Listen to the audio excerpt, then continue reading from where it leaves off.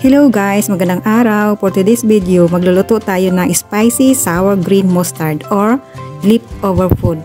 At narito ang ating mga ingredient: roasted duck, roasted pork or roasted chicken. We also use tamarind, fructose berry, dried chili, lotus flower, big onion, garlic, tomato, lemongrass,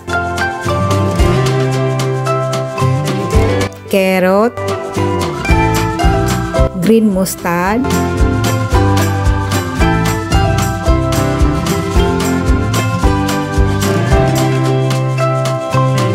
pickled mustard green or ibinoro sa asin,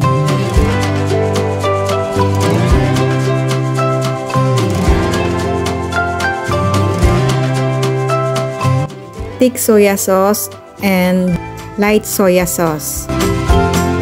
So ayan guys, kinat ko na into small piece at ready na nating lutuin.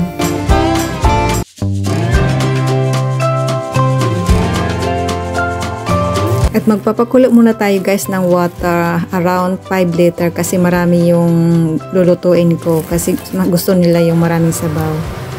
So ayan guys, boil na natin yung water. So ito na guys, at magigisa na tayo. Igigisa na muna natin yung roasted pork at roasted duck. Mas masarap guys yung ginigisa muna bago natin pakuluan. So ayan guys, gisahin muna natin yung duck and pork.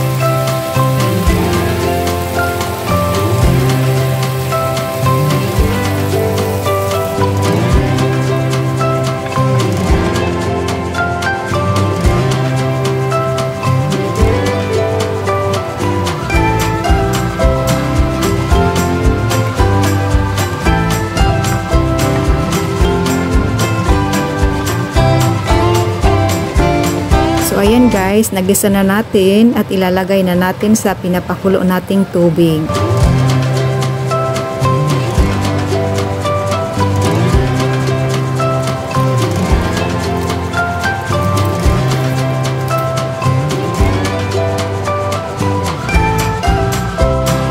At ilalagay na natin yung natitira pang ingredient.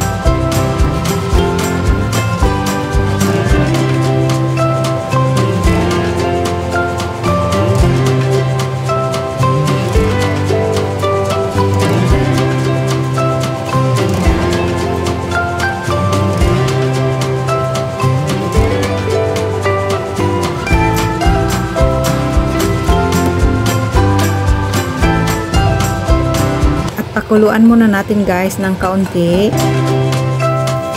At habang nagpapakulo tayo, ito naman yung tamarin ng ating tatanggalan ng buto. Siguraduhin natin guys na walang buto para walang sagabal kapag kumakain tayo. So ayan guys, kulo na at lalagay na natin yung tamarin.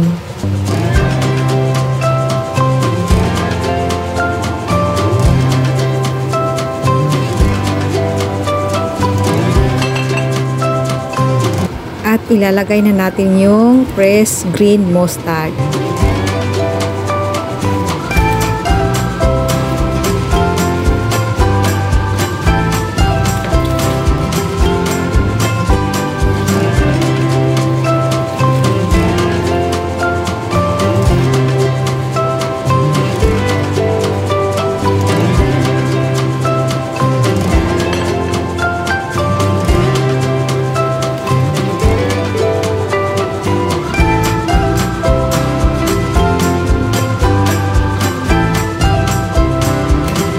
Papakuluan lang natin guys hanggang 1 to 2 hours. Mas masarap guys yung matagal pakuluan kasi yung lasa is talagang kulong-kulo at saka labas talaga yung lasa. So ako guys, gumagawa ko niyan umaga at dinner namin kinakain. Mas masarap siya kapag kulong-kulo talaga siya.